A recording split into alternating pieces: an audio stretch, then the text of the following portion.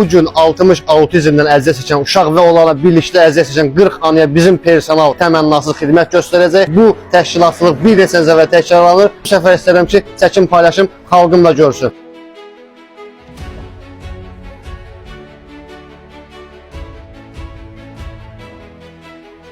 Çox sağ ol. Seyirəm. Nə qədər olsun. sənə minnətdar olsam azdır. O nə deməkdir? Bizim Var olasın borcumuzdur. oğlum. Çox Əminətlərsən. teşekkür ederim.